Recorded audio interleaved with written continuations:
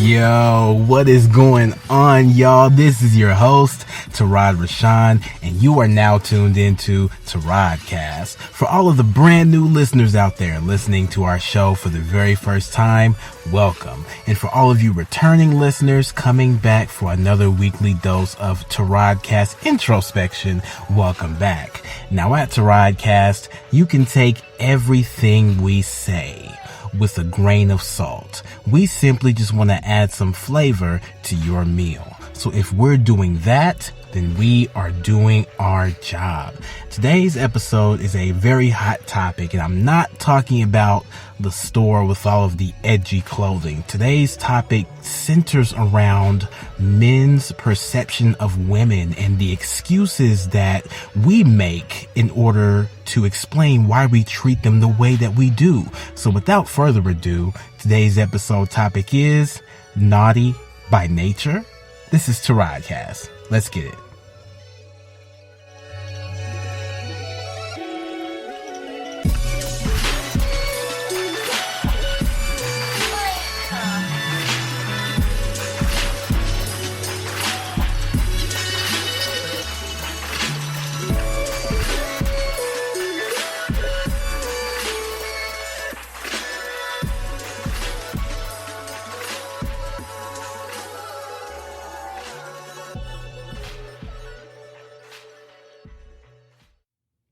What is going on, everyone? Welcome back to Taradcast. I know you probably missed me. I miss myself. I miss the show. But I just want to, first and foremost, just come on and let y'all know that right now, everything in my life is the way it needs to be. And I feel like there is a piece that I have right here in this moment that I don't think I'll ever take for granted. And I just want to say that I appreciate y'all just for, again, just giving me patience, giving me time, giving me your understanding, as things were going on, and, just giving me the opportunity just to make sure that things on my end were taken care of in the way that they needed to be taken care of. And that really, really means a lot to me. And I'm happy to report right now that everything is going well. And I want to continue putting it out there that things will continue to go well. That is the goal. That's the dream. That's the push that we are currently implementing in our lives right now. And I also want to just plug my wife real quick, because one of the first things that she did when she came back to us was finish her first dark erotica short story. And it's currently available on Amazon, on Kindle. And so I'm going to have the link and all that in the description. I definitely want you all to, when you get a chance to read that short story. I think she did an amazing job. And even for her, she was telling me that writing this was therapeutic for her. And one of her biggest wins right now is just getting it self-published. She did the cover art and the about the author. She did like all of that stuff. She learned it. Like as soon as she got back, she learned all of that.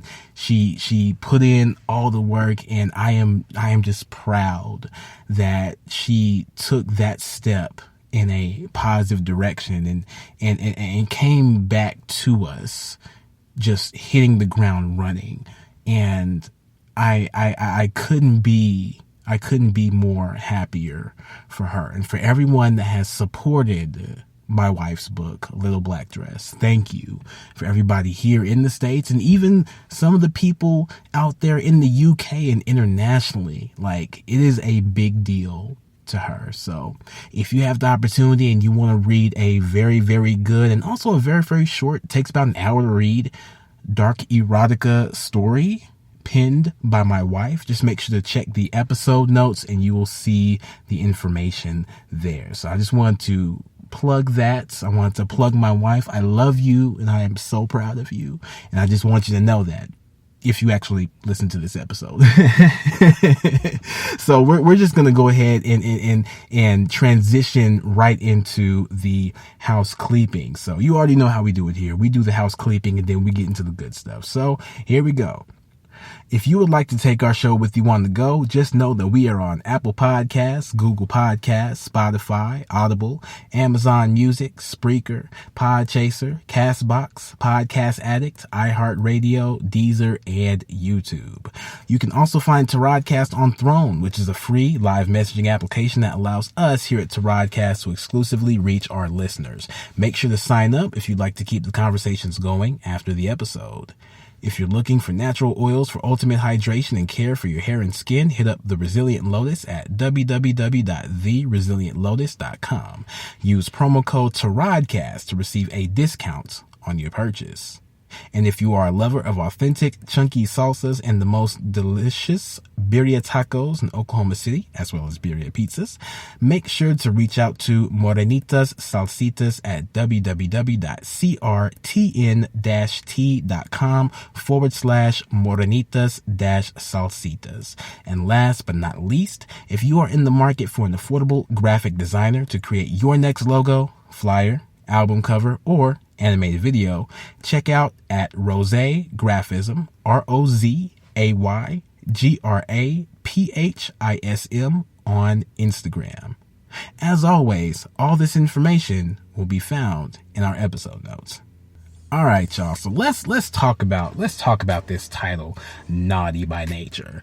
And what I want to do before I get into that, I want to talk about a certain phrase that I know a lot of us have heard or come across or seen at some point in our lifetimes. And that phrase is boys will be boys. Let's talk about that. Let's dive into that. So I looked up this phrase on the Merriam-Webster dictionary website, and I actually found the definition. So according to them, the phrase boys will be boys is used to indicate that it is not surprising or unusual when men or boys behave in energetic, rough, or improper ways.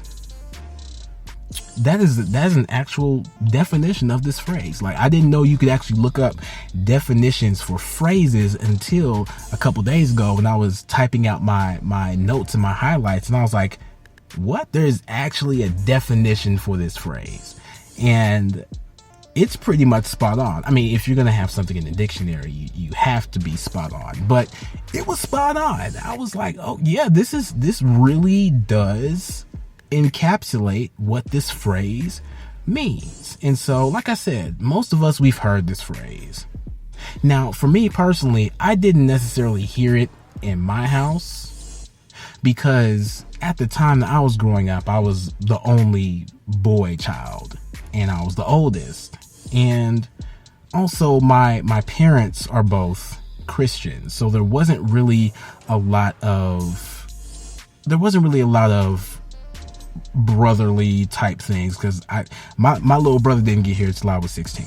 So when it comes to that phrase, I didn't really hear it in my house, and also my family, well, on my mom's side, didn't really have a lot of people who were the typical archetype of boys. You know what I mean? Like, as far as the people that I grew up with and grew up around, like my uncles and whatnot, you know, they weren't necessarily the type where this phrase really applied to them. Now, on my dad's side, I got a lot of cousins. I got a lot of cousins where this particular phrase would actually apply. And, you know, I grew up around them as well, but not as much as I did on my mom's side. But when I think about this phrase, I think about growing up and, you know, the rough housing, the play fighting. You know, when you're in elementary school, you know, you push a girl down and that's supposed to be symbolic of you liking her or something, you know, things like that. Like, those types of actions I didn't really do. I didn't really have a lot of experience in, you know, even when I met my friends from church when I was like 11 or 12. Even then, we didn't necessarily do a lot of that stuff. Now, I will say this, we did a whole lot of free running, and I tried to do backflips, can't do one to save my life, land on my neck, long story. But we didn't really do a whole lot of that, because mainly we were more so trying to do the whole like rap thing. We had like a rap group and whatnot, and when I think about that, it really makes me just again go back and reflect on the fact that a lot of the young boys that I grew up with, they weren't necessarily the type to do a lot of the stuff that pertains back to the definition of boys will be boys. Now, I will say this, because I actually just thought of it right now. Back when I was growing up on the east side, I actually did have some friends on my block where this particular phrase did apply. But I was so scared of just going to hell that a lot of things that I was actually exposed to, I didn't necessarily do. And a lot of conversations that I was exposed to that pertain to a lot of the things that tie into this phrase, I didn't really understand. And so for me, just this whole phrase in and of itself didn't really shape me as a young boy growing up. But I know a lot of young men that it did shape. And, just again, like for me, I grew up basically being like the quintessential good kid. Now, I didn't really get into a whole lot of bad situations, but at the same time, I do remember that as I was getting into the stages of puberty, like, 11, 12 and things like that, I did notice that the things that I was interested in, the things I was looking at, were beginning to change. And case in point, I remember when I was young and I was on the computer, and in my house, when we lived on the east side of OKC, our house had a garage that was basically converted into like a semi downstairs living space. And when I say downstairs, it wasn't like a whole flight of stairs. It was only like 2 or 3 steps. But the garage was converted into a carpeted living space, basically. And I remember one day I was on the computer, and this is, AOL and whatnot. And I thought that you can get internet just by going and getting trial discs from Walmart. And, when one trial runs out, you just pop another disc in there and you all of a sudden have more internet. That's what I thought. But back then, when I was 11 years old, I remember going into the search bar, and I had just so happened, the night before, I had just so happened to catch the movie Foxy Brown starring Pam Grier, and I was like, wow. Now, if you know anything about them late night HBO movies, especially in the 90s and the early 2000s when HBO was just playing those movies on circulation, you probably came across Foxy Brown at least 1 or 2 times in your lifetime, because I know I did. But I remember watching that movie and I just completely fell in love with Pam Grier. So I remember I got on the computer one day and I actually wrote a whole song about this, as a matter of fact. My patrons actually have early access to this song before I released it. And yeah, I pretty much talk about my entire experience with Pam Grier as an 11-year-old kid looking at her movies and stuff like that. And I remember I was on the computer and I typed in her name, and I remember before doing so, I logged into the parent account, because the kid's account won't let you do certain things. I logged into the parent's account, got on the search, I typed in her name, and I found like the holy grail of Pam Grier pictures, like all of the pictures that you would think of whenever you think of Pam Grier back then and what she was doing as an actress. I was able to find those pictures, and I remember just that right there was an experience that I'll probably never forget. One, because I realized that my body was changing. I realized that the thoughts that I had were changing, even though I didn't understand them. And two was because once I clicked on those pictures, I put a virus on the computer. And also my mom walked in while I was looking at those pictures and told my dad. And then my dad came back and talked to me, and, just that whole thing. And, I look at this, and I could honestly classify this type of experience as being a boys will be boys type experience, because when you start maturing, you're, like I said, your mind starts to think about things and think about people in different ways.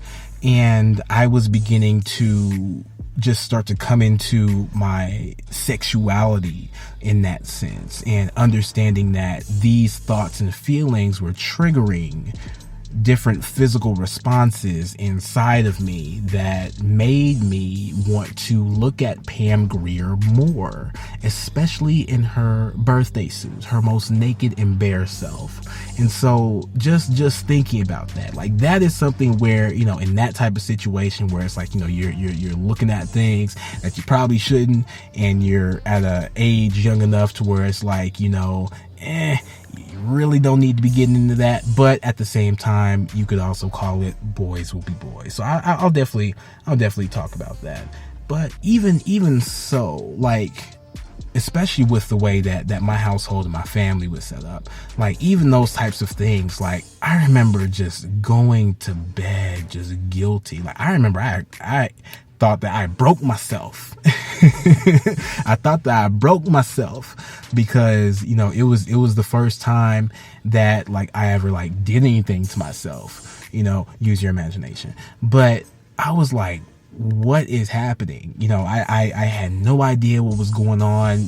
My mind was so confused, but yet I still wanted to keep looking at pictures of this woman. And I remember trying to stay up, night after night to see if I could catch Foxy Brown again. Cause I was like, man, this woman is just like capturing everything for me. And yeah, it's like, I was doing that, but also at the same time, I was also trying to, again, be the good kid, the quintessential Christian young boy, and not allow these types of thoughts to stay in my head. But, I know it now, but back then I didn't realize that I couldn't necessarily just turn off what nature was giving to my body.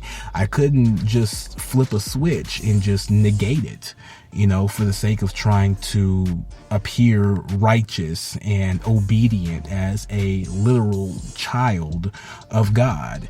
And so, there were a lot of internal struggles that I was having because, even then, I was also really big into drawing and stuff like that. And my parents don't know this. If they listen to this podcast, they'll probably find out. But I remember I had like a couple of drawing notebooks, and I remember I was trying to draw pictures of girls, like anime girls, and like Chun-Li from Street Fighter and all that, without no shirt on, and making the boobs all extra big, and like all these things. Like I was trying to get this out of my system in a creative way. And like once I got it out of my system, then I could just, put it away. I'm just like, all right, I can go back to being a good kid. Again, like, boys will be boys, in this type of situation. So, it's these types of conflicts I was having, like these internal battles, were things that were really shaping me in this sense. And I also remember being in middle school as well. And, in middle school, 12, 13 years old, really when I was 13, that's when I started playing sports and things like that. And I got on the basketball team, and I remember, just doing all the sports type stuff. Like I was really trying to get into it, really trying to be athletic and competitive and things like that. And, it was a good time. It was honestly a good time. And I also remember when I was 13, going to a house party. My friend Joetta, and if Joetta ever listens to this, she probably remembers the entire event because it was at her house. But I remember going to a house party at 13, and that was the first time that I had ever saw the music video Tip Drill. And of course, y'all all probably know that video, y'all know that song, you know the artist who sings the song. And I remember, seeing that, and I remember that one scene, and you all know the scene I'm talking about. I'm just gonna say 2 words: credit card. But when I saw that scene at age 13, I remember literally jumping up from my seat and saying, cha-ching, cha-ching. Like, that memory is burned in my head forever. And again, that's another situation where you can look at and be like, okay, boys will be boys. I also remember later that night, we all went into her front yard, like all the boys did, and we all just started like chess boxing and stuff like that. Now, this was, I wasn't necessarily a violent person, but at the same time, I was like, all right, well, since we here, boys will be boys, I guess we just go and chess box. And I remember I was chess boxing a lot of people, and people like, oh, what, to rock and fight? What? Hey, it's always the quiet ones, right? But like just doing stuff like that. Like, really, it didn't make any sense. It didn't have any real place.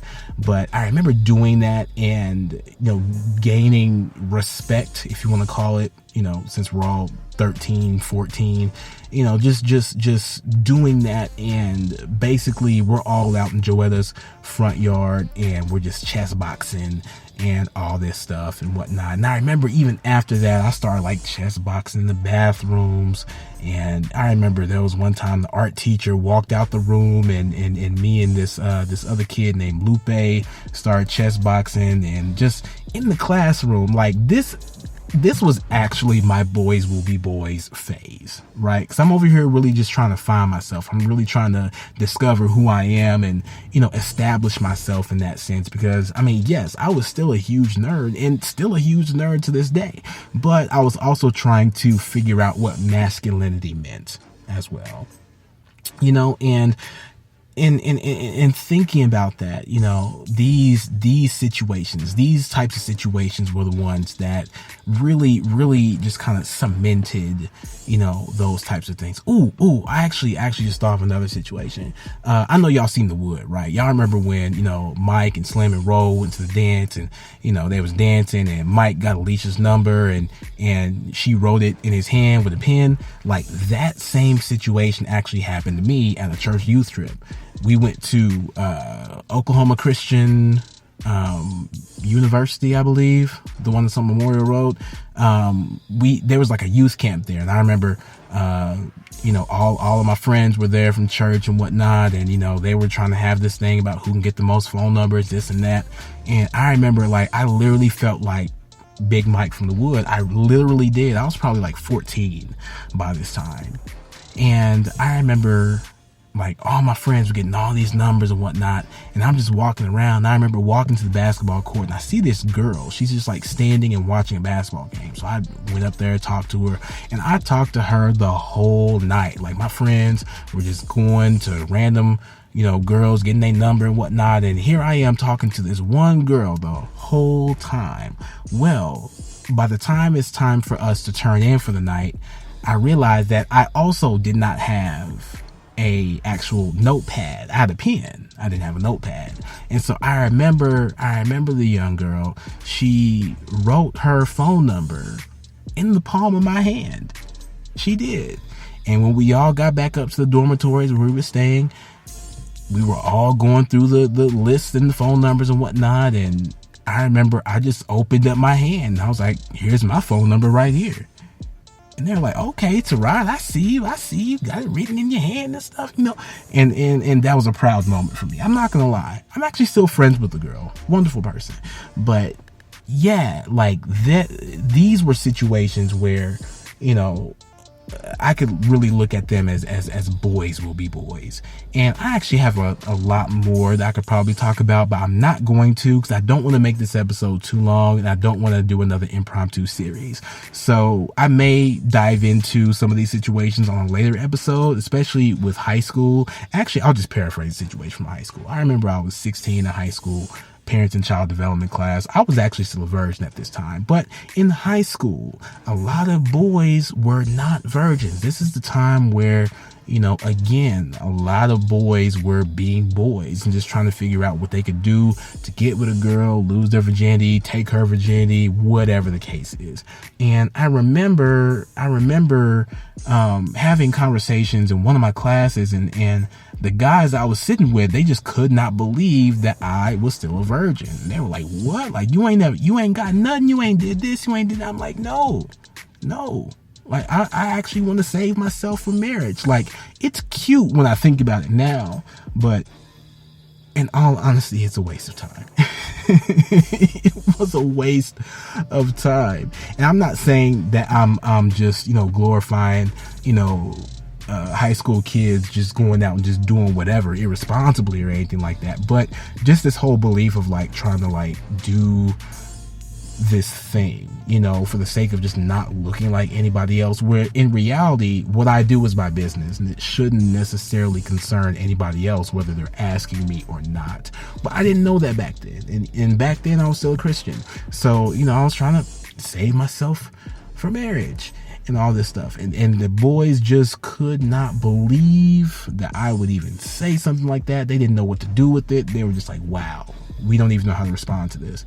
And again, conversations like this, boys will be boys, just talking about the different types of exploits that you could potentially get yourself into, and just basically talking shop about it, and these were the types of conversations that I remember having. And and it was one of those things where when I got into high school, I calmed down a lot. Like, I wasn't boxing nobody. I wasn't trying to get in nobody's face. I wasn't trying to establish no dominance. I wasn't trying to be loud and all this. Hell, I went to the library every lunch because I didn't know a whole lot of people and I didn't care. So yeah, that was where I was. But yeah, like, situations like these were my actual boys will be boys type moments, but they weren't necessarily from a point of being a regular thing, like something I was just repeatedly exposed to in all aspects of my life.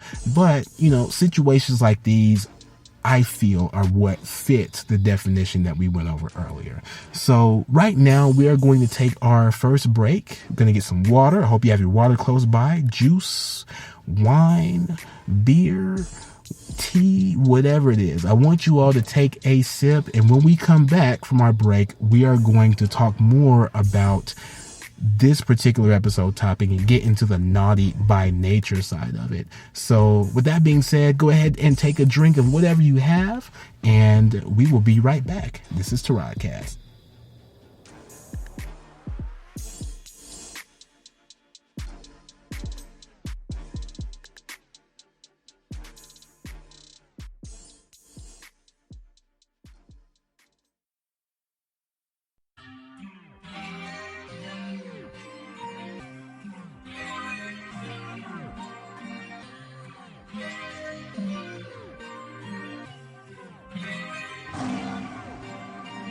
Yo, what's good, everyone? This is your host of Tarodcast, Tarod Rashan, and I just want to welcome you to the commercial break. Now, you already know what time it is. It's hydration time. Get some high-quality H2O in your system now. Got a few things I'd like to go over. First, to all of our new and returning listeners, thank you so much for your ear and your time. To all of our Patreon supporters, I just want you to know that we are not able to do this without your direct support. So the biggest, dopest Tarodcast thank you goes out to you.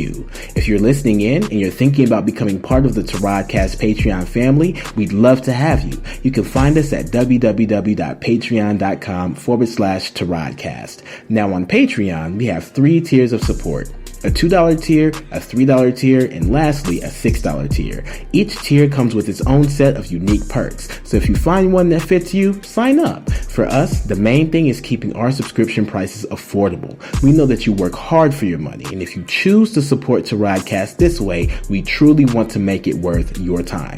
To find out more about our Patreon and the perks with each tier, visit www.patreon.com/Tarodcast. We've got it all laid out for you. Also, we've got a merchandise store. Pick up some tees, hoodies, leggings, and more at forevercertain.redbubble.com. All proceeds go right back into the Taradcast podcast and allow us to keep making high quality content for people just like you. For our listeners out there who would like to support us in a non-monetary way, we'd love that too. Share our show with people you know. Also, share us on your social media. And if your favorite Taradcast streaming service allows you to rate and review our show and you're loving what you're hearing, take some time and leave us a 5-star review. Ratings and reviews are what set us apart from other podcasts and also helps us to recommend our podcast to other listeners we otherwise wouldn't have the opportunity to reach.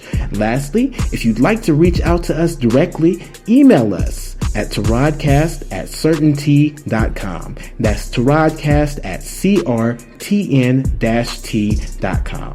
All of this information can always be found in our episode notes, so make sure to check there if you forget any of the information we just went over. Once again, thank you all so much, and let's get back to the program.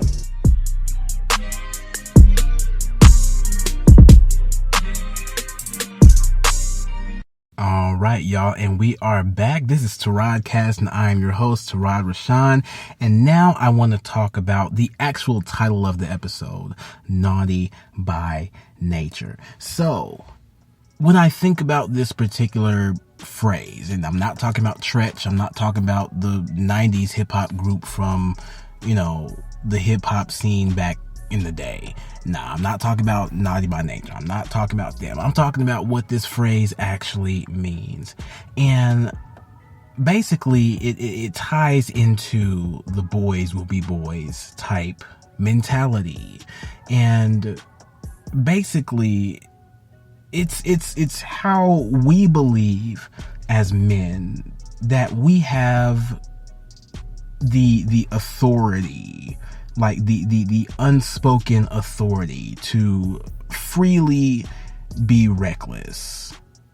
And with this type of mindset, it really establishes how we view not only ourselves, but one another, and also women as we continue to get older as individuals.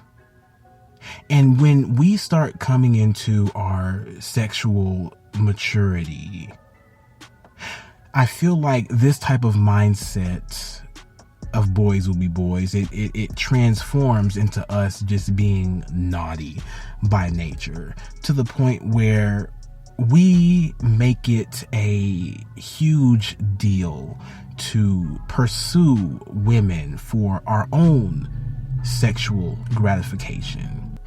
When I think about what this actually means, I feel like we run with this.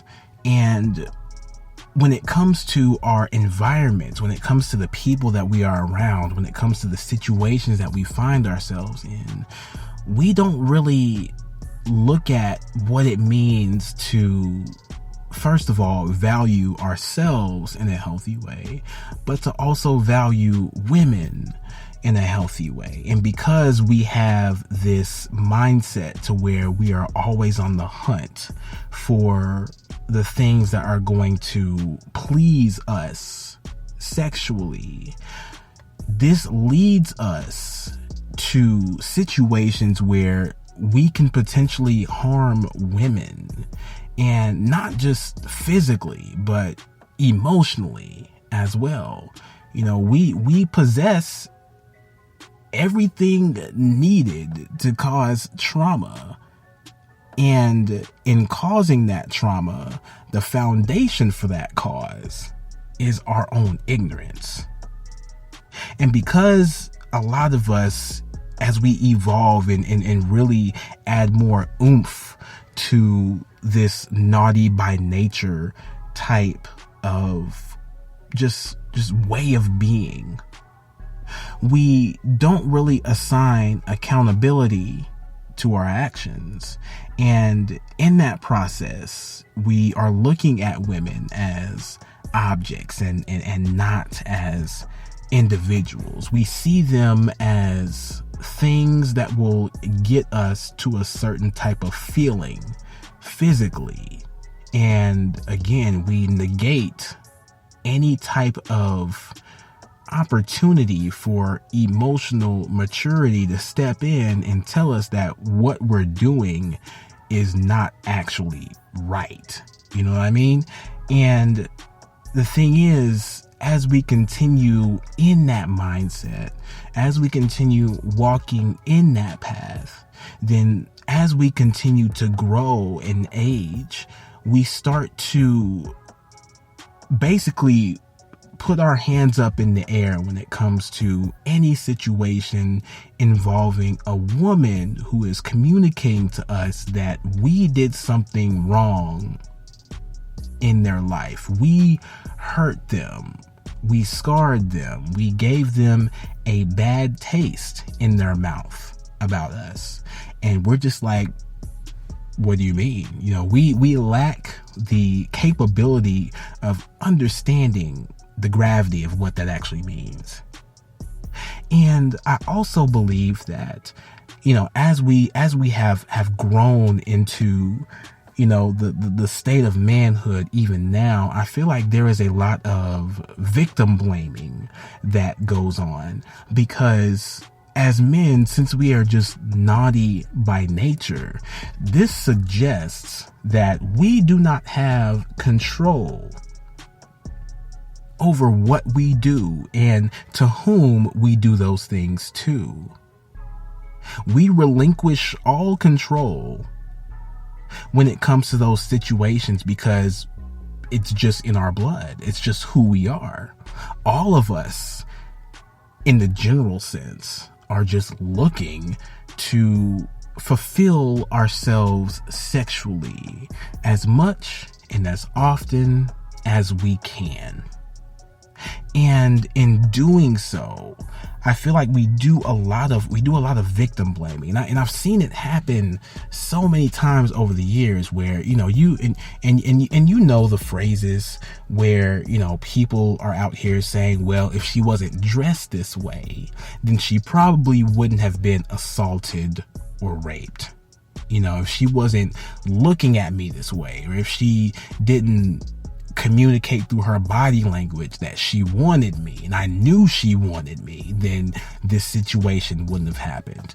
And I feel like this type of thinking is the type of thinking that does nothing but show just how stupid we can be, because we have reduced ourselves as men. The majority of us have reduced ourselves as men to the most primal and archaic way of acting. Like, I know some people call it the lizard brain. I think it's called the id as well. But, you know, just the survival, the instinctual brain, where it's just like, all right, we just need to procreate. And there's no stopping it. It's just this continuous loop inside of our heads that tells us we need to be finding women to just mate with in the most primal sense, you know. And I feel like when we think that this is all that we are, when we project that this is all that we are, then we start making these types of phrases in order to shift the blame from us to a woman, because it was her fault that she triggered my primal instincts and made me feel sexually interested in who she was and sexually attracted to who she is. And I feel like all of it is just a bunch of BS. I feel like all of it is just a bunch of BS, because we rarely want to take accountability for what we do. And we want to shift the blame so that way we don't feel bad. We want to make it seem like because she wore what she wore, or because her body is shaped the way it is, or simply because she looked at me or just expressed some semblance of interest in me, that this is triggering this prehistoric part of my brain chemistry that is just basically propelling me at full speed to getting inside her panties. Like, it really and truly disgusts me whenever I see and hear men talking about the way that women dress and the things that they do, the things that they say. Hell, nowadays, even the music that they make being the justification for wanting to sexually assault or rape a woman. I feel like anybody who believes that logic is true is a dumbass. I'm sorry. They're a dumbass, because there is no earthly reason why you should not have self-control. And the thing is, we like to say all these things about women. If they didn't wear this, if it didn't look like this, if their body wasn't like this, we like to say all that. And then we also like to turn around and view modesty as this virtuous trait, like the women who wear clothes, like those are the wifey type ones. Those are the ones we need to be pursuing and whatnot. Those are the ones that we need to be focusing on. And yet we still fantasize about women who are sexually free and liberated. Like, this is like some next level, like Hotep shit. Like, it really is, because even those guys talk about this with such fervor, because they're all about a woman who is, they want to call her a queen and this and that. She's regal, and when she goes out, she commands attention and stuff like that. But when she goes home, she's my personal freak and whatnot, and she's all mine, and can't nobody else have her, and this and that. And I'm like, I get it. I understand. You want a lady in the streets and a freak in the sheets. Like, I've heard this phrase echoed so many times in my lifetime, and y'all probably heard it too in you all's lifetimes. But the thing is, when we look at the women that we say we want as wives, and the ones that we want to call queens and stuff, we are secretly wanting them to be as freaky, if not more, than the women who are out here just being who they are and living their life. And I find that to be just the craziest thing, because here we are as men, we're trying to make all these excuses to justify the way that we act. And yet we simply will not admit the truth that so many of us, it does not matter what a woman does.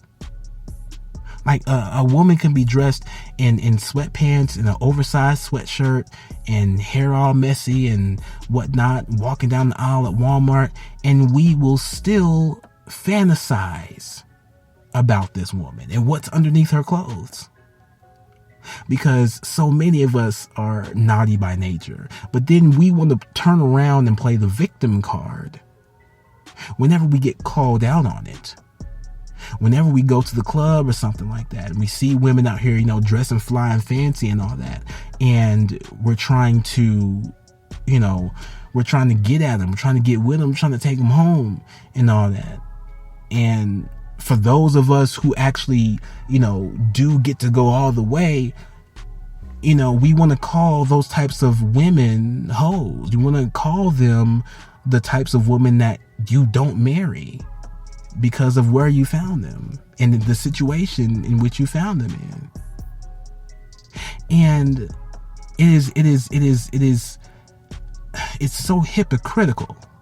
It's hypocritical because we want to make it seem like we are God's gift to this earth. We are God's gift to women, and women should bow down to who we are. If we are doing something, it is because of their influence and not our own. They're making us do that. They're appealing to our primal nature. Well, if this is your excuse, I really want you to re-examine who the actual weaker sex is. Especially when you spout all this rhetoric about how women should be, how they should be modest and quiet, and Proverbs 31 and all this other BS, and you still fantasize about girls who remind you of Megan Thee Stallion and Cardi B and Nicki Minaj and Trina and, Lil Kim back in the 90s and the early 2000s, and like all these women that are basically living their lives free and liberated without any say-so from you. You secretly want it because you are naughty by nature, sir. And you lack accountability. You lack self-control. And you continue to point the fingers at women because you believe that, and even though you don't want to say it, you believe that their influence on you is stronger than your influence on yourself. And you know what? For a lot of us, it is. It's really not a bad thing, because women can also influence men to be the greatest men that they could ever be, and vice versa. But so many of us, we get hung up on the thought that when a woman can overcome our masculinity and overcome our strength, whatever it is that we do to them, especially those who try to use these types of situations as justification for rape and sexual abuse, we look at these situations and what we do to them, and we wipe our hands of it. And we will sit here and ridicule and berate and disrespect women all over the place because it is their influence that's causing us to act this way. And like I said before, if this is how you feel, you are a dumbass. You are. And I'm not going to mince words. I'm not. Because you simply just lack the self-control. You lack the emotional maturity. You lack respect for women. Point blank, period. It reminds me of the whole Derek Jackson thing that happened a few weeks ago. You look at his wife, quintessential church mouse, the same type of woman that a lot of these men are talking about. This is wife material and this and that. She prays over me, goes to church, loves God more than me, this and that. But look at the woman that Derek Jackson had all up in their house, flew out, partied with, had sex with, all that. Yeah. Looks just like all the other women out here on Instagram. And that's the thing. You say you want this.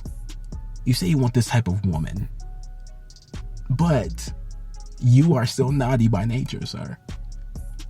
And so when it comes to the woman that truly can get you wild and randy, you're not looking for the types of women that you're trying to glorify and put in people's face and this and that and, hold up on a pedestal, because that pedestal is made of straws. And that's just it. I hate the fact that we cast blame on women for simply just existing. And how we just consistently say that it is somehow their fault that we cannot hold back our imagination and exercise self-control. Because, again, like I said, these types of thought patterns, they lead to sexual assaults. They lead to abuse. They lead to control issues. They lead to rape. And quite honestly, these types of men who believe this, these types of men who continue to victim blame and shift the blame in that sense, I feel like these men, they are the furthest away from divine masculinity. Their imperfect masculinity, their primal, unrefined version and vision of masculinity is so far removed from divine masculinity.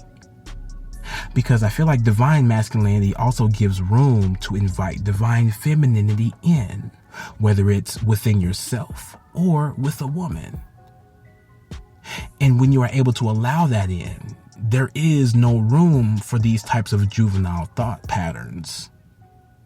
Like, there is no room for these childlike behaviors, being reckless, not exercising any control over your actions, your thoughts, your words. There's no room for that at all, period.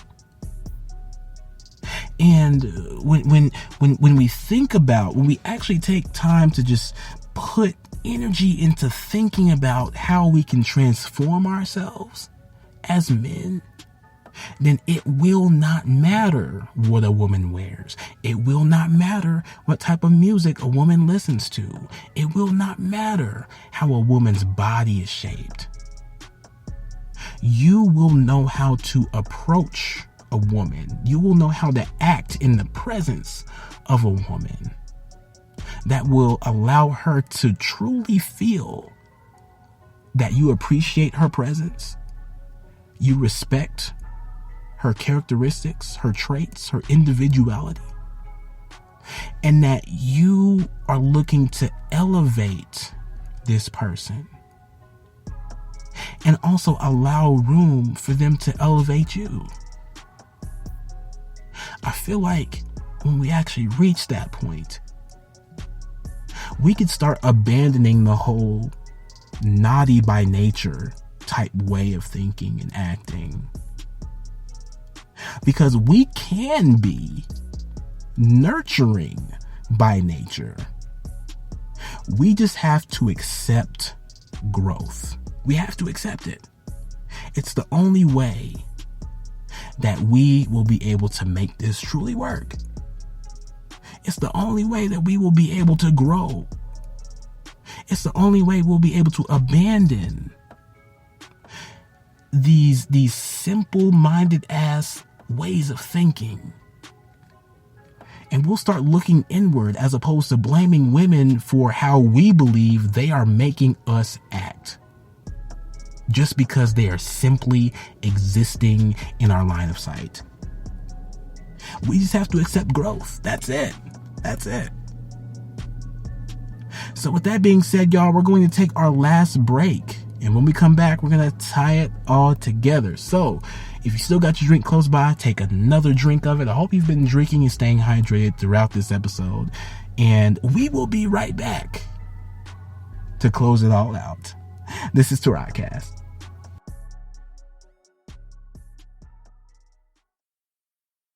All right, y'all, and we are back. We are closing out the show. And so now what I want to get into is the way that we can go from being boys to men. Yes, I know I am not clever. I just like the way it sounds. But I just want to reiterate a few things. I feel like the moment that we make the effort to see women as beings that exist outside of our personal conquests is the moment we will begin to understand their true and inherent value. I feel like when we start to shed those juvenile ways of thinking, when we start to shed a lot of the topics of conversation that happen when a lot of us boys, a lot of us young men get together and we talk, like the things that we talk about and the way that we talk about these things and the way that we talk about women, I feel like when we start to change those types of conversations, those will help us to change as individuals. Because the problem with boys being boys is that we simply do not hold one another accountable for our own immaturity and our own toxicity, our own destruction when it comes to how we look at and view and interact with women. You know, if we started calling each other out as men, I mean, we'd probably lose a few friends. But the thing is, if we did start calling each other out, maybe those friends that we lost, maybe they'd get it, maybe they wouldn't. But if we are trying to evolve, we didn't need to have their presence that close to us in our lives. And we'd at least be helping to create men who think with their bigger brain. You know, and I feel like this especially goes for black men and black women, because y'all already know how hypersexualized we are. And if you just look at our culture, you look at our music, you look at our just our involvement with things, and just even the way that we move and the way that we speak, the way that we look. Like my wife talks about it all the time, where it's like, you know, black people are literally some of the most passionate, some of the most sexy people that ever walk the foot of the earth. And I agree. I do. But we commoditize sex so much to where it is influencing how we are even raising the generations that are coming after us. It's influencing what we put out into the world. It's influencing the value systems that we have for one another when it comes to our footprint in the world. Because if we even look at the global popularity of hip hop, and I'm speaking on this because I rap too. I make songs about women too. I feel like this genre continuously encourages the glorification and the objectification and the demoralization and the exploitation of our women. And we do it in such a way where when we put this music out there and other people who may not be black listen to it, they hear what we're saying about our women, and they in turn start to adopt the language and the rhetoric and the thought processes that a lot of us have towards our women. You know, like this project that I'm releasing later this year, it's going to be called All Roads Lead to Sex, and the project itself is just a musical cornucopia of different sexual situations and stories. Some of it is really good, some of it is straight ignorant. I feel like where I am right now, I need to put this out there, because for me, even for me, it is a therapeutic process, especially when I go back and look at the way that I grew up and how I wanted to deny a lot of my own sexual side. And so for me, just even putting out music that talks about women, that talks about sex and different things like that, like, I want to do it. But at the same time, I'm not doing it based on the foundation of mistreating women. I'm not doing it from the standpoint of looking at women as being lesser than me, as being weaker than me. If anything, the songs that I'm making, we're equals. We're equals, and we are engaging in, within these lyrics, I should say, we are engaging in the content as equals. There isn't any name calling. There isn't any,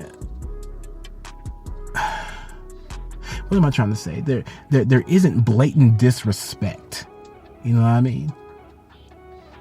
Like I don't use the word bitches as a general synonym for women, you know? That's just not really in my vocabulary. And so when I release this project, like, y'all are gonna hear that. You know, my patrons on Patreon are gonna hear it first, but when I release it, y'all are gonna hear that. And it's just like, yeah, I can be raw, I can be nasty, I can do all this stuff too. Like, yeah, you know, I love it. I love it. It's who I am. It's a part of who I am. And I feel like I've been this way for the longest time. And now I'm just giving myself permission to express that in a musical fashion. But not at the expense of my love for Black women. And not at the expense of a woman's character. I'm not doing any of it to add to the detriment of women. Because my focus is on the experience. My focus is on the lyrics. My focus is on painting a picture that'll get heads nodding on some songs and they'll get booty shaking on the other ones. Like, that's all I'm here for, you know? I ain't trying to make nobody feel bad. I just want people to like smile and be like, hey, get it. You know what I mean? Like, that's what I want to do with this project, you know? And for me, like I said, it's even therapeutic for me, because even like subject matter like this, when I first started rapping, like, this is stuff that I stayed away from because I was the good Christian boy, you know, like I stayed away from stuff like this. But, you know, getting older, it's just like, nah, bro, just talk about it. Talk about it. Say what you need to say. You've been in them situations. You know how you feel. You know what you did, bro. You know what you did. This is me talking to myself. You know what you did. Just go ahead and talk about it. Make it real and make it plain. And so that's what I'm going to do. But it's not going to be the downfall of our women. I'm not going to do this to contribute to the downfall of our women. A lot of y'all do that already. I don't need to. That's not how I work. It's not how I operate. It's not how I think. So for me, I can't wait to actually like share this with y'all. And I want to just touch on this too. Because there is a severe lack of understanding amongst us men. So many of us are trying to fit in. So many of us are trying to be the alpha. So many of us are trying to run things. And I feel like that mindset is nothing but a reflection of our high school insecurities coming forward into our adult lives. Now, I know that a lot of y'all peaked in high school. I understand. Those were the glory days. But a lot of those days were filled with insecurities that were being masked. Because a lot of us felt like we had to have this image, we had to have this presence in order to impress everyone else, as opposed to just being who we were and not caring what anybody else thought. You know, like, I feel like so many of us are barely at the point where we can understand that. And that's why we continue to act the way that we do. But I feel like once we actually start to just think, and we start to really take introspection seriously,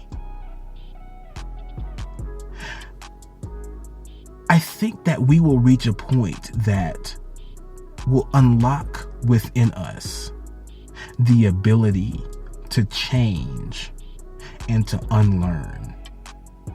And we will find ourselves in a way better position to repair and reconcile ourselves, as well as our relationships with our women to the point where it is not going to matter how her body is shaped. It's not going to matter where she was that night. It's not going to matter what clothes she wore. It's not going to matter what she said to you after taking a couple of shots of Hennessy. It's not going to matter. Because you are not going to look at her and justify the horrible things that happen to women because of who she was or where she was at or what she was wearing or what she was saying. You're not going to victim blame. You're not going to throw your hands up and say that she brought this on herself. You're not going to do that. You're going to see her as an individual who deserves the same respect regardless of what's happening. She deserves the same respect regardless of the situation. It does not matter. And when you learn that it does not matter, you can actually start being an advocate for women. You can start being an advocate for better men. This is what we need desperately. You know, just like the last few episodes, and I've said this, it takes us wanting to become emotionally mature in our thinking so that we can be the change that we need to see.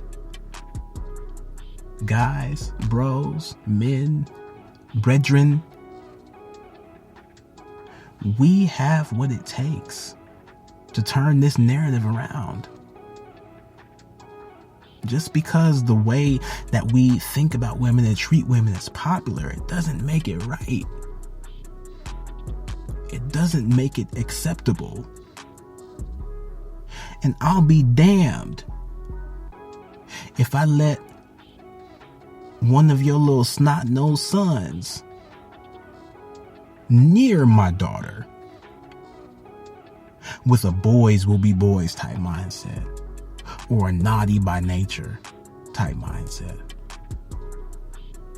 Because after I come for him, I'm coming for you, whether you're in his life or not. Because either way, you're still contributing to the destruction of our women. You're still contributing to the destruction of beautiful relationships. And I'm not about to allow that over here. Not gonna happen. We can be the change that we desperately need to see. And a part of actually figuring out how to do that is in the last 3 episodes I recorded. The obscurity of emotional maturity. Go listen. I guarantee you'll learn yourself a little something. I promise. Well, y'all, that's our show. And I just want to take a couple of moments just really hammer home the fact that we can still make a difference. We can still change the landscape of how we think and how we believe and how we feel as men when it comes to women. We don't necessarily have to just run with this boys will be boys type mindset, this naughty by nature type mindset. No, we can actually exercise self-control. We can actually hold ourselves accountable. We can actually make women feel safe around us. Because so many women don't. Because we just do whatever. And we blame them for what we do. Like, isn't that just asinine? Isn't it just ridiculous when you think about it? It makes you look like a chump. It does. But the good thing is that you can change it. You can be the change. That's what I'm trying to do. That's what I'm trying to do. And that's going to be my mission as I continue going forward in living my life. And I hope that I can encourage you to join on this mission with me. Because we will be the ones that actually bring forth the necessary and needed changes and improvements to our lives and our relationships. So let's do it. Let's not wait no more. Let's do it. Join me, please. I can't do it by myself. But y'all, that's our show. You know how to find us. You know how to support us. Make sure to leave us a 5-star review and also take the conversation to our throne room. Links along with everything else are in the show notes. And as always, I want to leave you with this. Wherever you are, whomever you are, I want to always encourage you to be more introspective and vulnerable with yourself. Know who you are, trust in who you are, love who you are. Again, I've been your host, Tarad Rashan. This has been another episode of Taradcast. I want to thank you all for listening. And with that, I hope that you make every effort to find and keep your peace. Till next time.